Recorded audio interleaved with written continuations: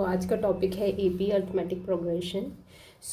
AP अगर मैं इसमें कुछ प्रॉपर्टीज़ डिस्कस करूँगी एपी की and how questions are framed on this topic.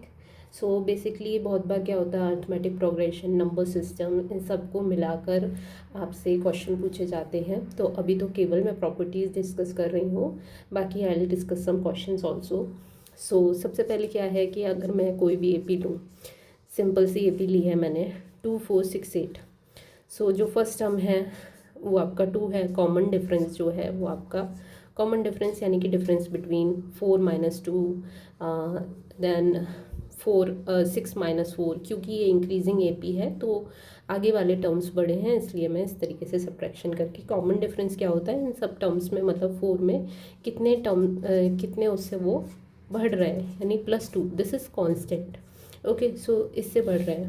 किसी भी टर्म को रिप्रेजेंट करने के लिए बेसिकली ये क्या है, ये आपका ए है, फिर इसमें मेरा कॉमन डिफरेंस ऐड हुआ है जिसको मैं डी से रिप्रेजेंट करूँगी आगे से, ठीक है। फिर इसमें क्या हुआ है, ये मेरे इस वाले टर्म से कितना है, 2 टाइम्स डी ऐड हो गया है कॉमन डिफरेंस, तो इस तरीके से होगा। तो यानी कि अगर मुझे इस एपी का कोई भी टर्म निकालना है, टी एन मान लूँ, तो वो बेसिकली अगर मैं कहूँ कि मुझे 10th टर्म निकालना है, तो मुझे पता है कि फर्स्ट टर्म तो मुझे पता है, ठीक है। अब क्योंकि पहला टर्म था तब कॉमन डिफरेंस ऐड नहीं हुआ था, ठीक है।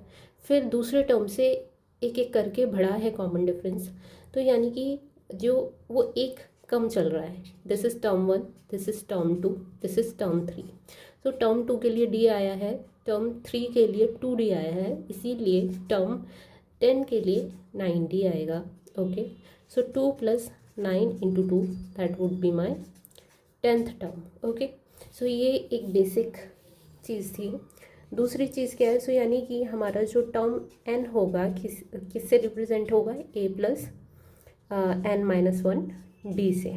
Okay, now the next thing is, अगर मुझे नंबर ऑफ़ टर्म्स निकालना है किसी भी एपी के, ठीक है, जिसको मुझे दे रखा है इस तरीके से, अगर मैं कहूँ 2468 एंड अप टू 102 मुझे कहा है कि मेरी एपी है। ओके, और डिफ़िकल्ट बनाने के लिए क्या कर सकते हैं, यहाँ पर 102 ना दे के अप टू 100 टर्म्स कहते हैं, ठीक है।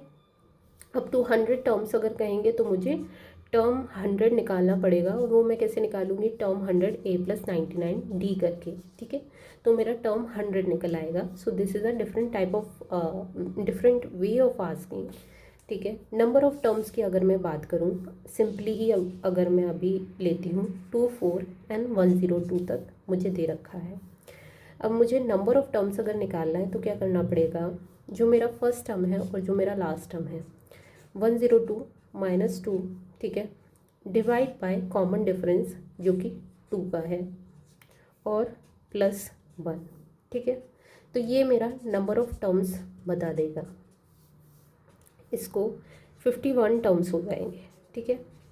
अब बेसिकली ये सारे क्वेश्चंस हमें नंबर ऑफ़ टर्म्स ऐसे निकालने को नहीं देते हैं। बहुत सारे क्वेश्चंस जो इस बेसिस पे फॉर्म होते हैं कि find the number of terms if I से बिटवीन 1 to 100,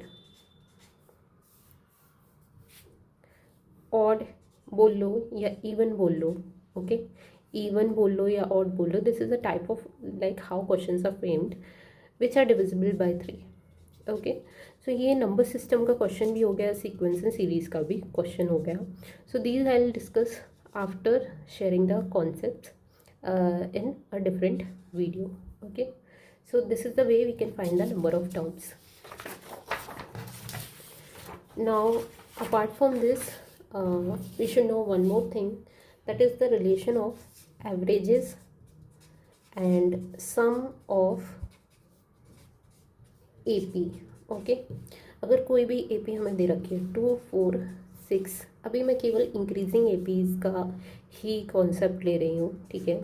तो अगर मैं अब एक और चीज़ है इसमें, अगर ऑड नंबर ऑफ़ टर्म्स हैं किसी एपी में, ठीक है, अगर मुझे दे रखा है कि ऑड नंबर ऑफ़ टर्म्स हैं और मुझे दे रखा है इवन नंबर ऑफ़ टर्म्स हैं, ठीक है। अगर सिंपल सी एपी है, अगर सिंपल सी एपी है यानी कि 2 4 6 8 9, सो 5 टर्म्स हैं इसमें, सॉरी 10, इसमें 5 टर्म्स हैं, तो इसमें जो एवरेज होगा वो मेरा 6 होगा। इनकी जो मिडिल टर्म होता है वही आपका एवरेज होता है। अब ये चीज़ ऐसे क्यों है, मैंने एवरेजेस में आपको बताया था कि एवरेज से जितना सरप्लस में होता है, net surplus is equal to net deficit, right, is equal to net deficit by the average.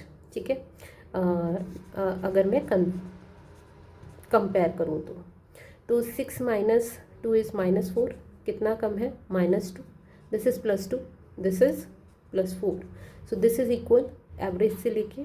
ठीक है, एक और चीज़ जो है, जो किसी भी के लिए, odd number of terms, even number of terms, दोनों के लिए ही है, क्या है, 2 4 6 8 और 10 है, तो इसका और इसका अगर मैं एवरेज निकालूंगी, दैट इज़ 2 + 10/2 कितना आएगा, 6।